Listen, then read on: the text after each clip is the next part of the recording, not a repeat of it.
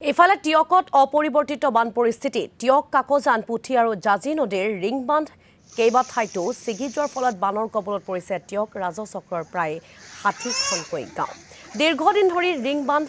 মেৰামতি নকৰাৰ ফলতে বছৰৰ প্ৰথমটো বানত বিধ্বস্ত হৈ পৰিছে সমগ্ৰ অঞ্চলটো আৰু ইফালে মৰিয়নি সমষ্টিৰ উত্তৰ দুলিয়াত টিয়ক নদীৰ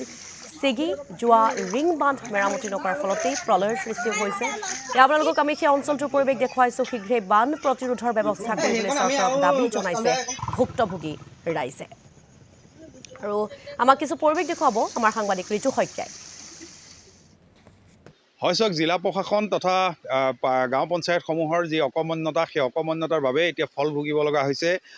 নৱগঠিত যি মৰিয়নি বিধানসভা সমষ্টি নৱগঠিত মৰিয়নি বিধানসভা সমষ্টিৰ অন্তৰ্গত উত্তৰ দুলীয়া গাঁৱৰ প্ৰায় ১০০টাতকৈ অধিক পৰিয়ালৰ লোকে এতিয়া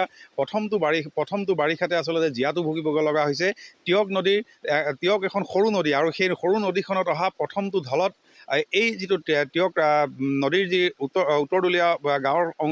সমীপত যিটো ৰিং বান্ধ আছে সেই ৰিং বান্ধটো ইতিমধ্যে ছিঙি গৈছে বুলি ক'লে আচলতে ভুল কৰা হ'ব যে যোৱা বছৰে এই ৰিং বান্ধটো এই বাঢ়নী পানীয়ে উটুৱাই নিয়াৰ পাছত কেৱল মাত্ৰ কেইটামান বস্তা দি তেওঁলোকে দায় সাৰিলে যাৰ বাবে এতিয়া প্ৰথমটো বানতে এনেদৰে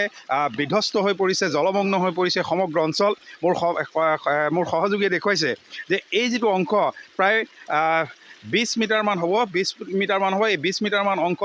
যোৱাটো বানত উটি গৈছিল আৰু পৰৱৰ্তী সময়ত এই অঞ্চলটোলৈ বিধায়কগৰাকী ৰূপজ্যোতি কুৰ্মী আহিছিল বুলি ইতিমধ্যে আমাক জনাইছে এই অঞ্চলৰ ৰাইজে আৰু এই বিধায়কগৰাকী অহাৰ পাছতো বা জিলা প্ৰশাসনৰ মুৰব্বীসকল অহাৰ পাছতো যোৱা বছৰে উটি যোৱা এই ৰিং বান্ধটো সামান্য ২০ মিটাৰ মেৰামতি নকৰি কেৱল মাত্ৰ কেইটামান বস্তা পেলাই দায়িত্ব সামৰাৰ পাছত পুনৰবাৰ এইবাৰ অহা প্ৰথমটো বানত টিয়ক নদীত অহা প্ৰথমটো বানতে এনেদৰে বিধ্বস্ত প্ৰায় হৈ পৰিল যাৰ বাবে এই অঞ্চলৰ যিসকল ৰাইজ এতিয়া জলমগ্ন হৈছিল কৃষিভূমি আছিল সেই কৃষিভূমি এতিয়া বাঢ়নী পানীৰ তলত আৰু এই মুহূৰ্তত মই কাষৰীয়া যিকেইটা ঘৰ সেই ঘৰকেইটা মোৰ সহযোগীয়ে দেখুৱাইছে এনেদৰে কালিৰে পৰা তেওঁলোক পানীৰ তলত আছে আৰু এই মুহূৰ্তলৈকে এইসকল লোকৰ কাষলৈ কিন্তু জিলা প্ৰশাসনে হওক বা টিয়ক ৰাজচক্ৰ বিষয়াৰ কাৰ্যালয়ৰ কোনো ব্যক্তি বা কৰ্মচাৰী বা বিষয়া তেওঁলোক এই মুহূৰ্তলৈকে অহা নাই মই এগৰাকী দাদা আছে মই অকণমান কাষ চাপি আহিলে ভাল পাম কেতিয়াৰ পৰা আপোনালোকৰ ঘৰত পানী সোমাইছে এইটো এতিয়া কালিৰ পৰা পানী আমাৰ এতিয়া ইয়াত সোমাইছে পৰহি দিনাখন পানীটো বাঢ়ি আহিছিলে আপোনালোকৰ ভিতৰত পানী এতিয়া আঁঠু খোৱা বোৱা কি কৰিছে খোৱা বোৱা এইভাগে এতিয়া চাংঘৰ বনাই পেলাই তাতে আৰু ৰান্ধিম বাঢ়ি খাবলগীয়া হৈছে কোনো ব্যক্তি আহিছে নাই কালি চৰকাৰী কোনো ব্যক্তি অহা নাই এতিয়ালৈকে বৰ্তমান অহা নাই কেতিয়া ছিঙিলে ৰিং বান্ধটো কালি সেই গধূলি টাইমত ছিঙিছে মানে যোৱা বছৰ বনালে নে নবনালে যোৱা বছৰ নবনালে যোৱা বছৰে বস্তা ১০-১৫টামান দি পেলাই তেওঁলোকে হেৰি কৰি থৈ গুচি গ'ল আৰু ইপাৰটোত হেৰি হৈ আছিলে ইপাৰটো মাৰিলে এই পাৰটোত আমাক একো যোগাযোগ নকৰিলে আৰু বহু যুৱক আছে বা মহিলা আছে মই তেওঁলোকৰ কাষলৈ যোৱাৰ চেষ্টা কৰিম এজন যুৱক আছে মই তেওঁৰ কাষলৈ আহিছোঁ অকণমান কাষলৈ আহিলে ভাল হ'ব কি ক'ব যোৱা বছৰে আচলতে ৰিং বান্ধটো ছিঙিল প্ৰয়োজনীয় যি মেৰামতি কৰিব লাগিছিল মেৰামতি কৰা নহ'ল বিভিন্ন ধৰণৰ প্ৰতিশ্ৰুতি দিয়া হ'ল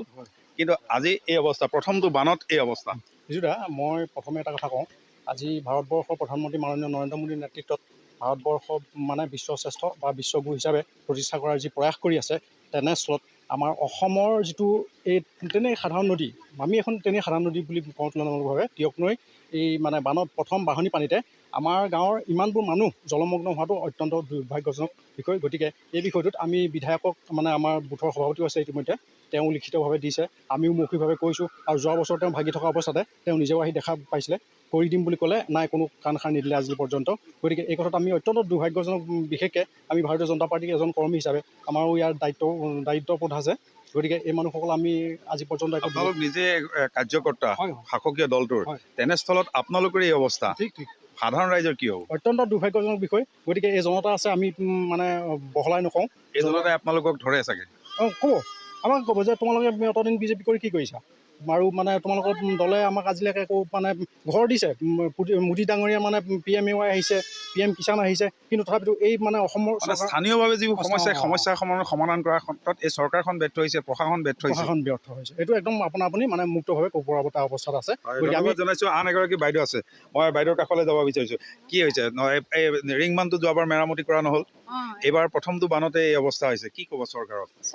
মানে এইবাৰ আমাৰ ল'ৰাহঁতে ইয়াত বস্তা দি মাথাউৰিটো কাম কৰিছিলে তাৰপিছত সেই থাকিলে এতিয়া পানী গৈ আমাৰ গোটেই ঘৰ পুখুৰী চবতে সোমাইছে আৰু মানুহৰ এনেকুৱা অৱস্থা হৈছে চৰকাৰে কিবা এটা ব্যৱস্থা কৰিলে আমি ভাল পাম হয় ধন্যবাদ জনাইছোঁ মই এইবাৰ প্ৰথম বাৰিষাৰ প্ৰথম খৰালি সময়ছোৱাত এই অঞ্চলৰ ৰাইজে এনেদৰে গাঁঠিৰ ধন মাগি এইসমূহ বস্তা দিছে বুলি ইতিমধ্যে জনাইছে আৰু এই আচলতে চৰম দুৰ্ভাগ্যজনক কথা আৰু যাৰ বাবে এই অঞ্চলৰ ৰাইজৰ যি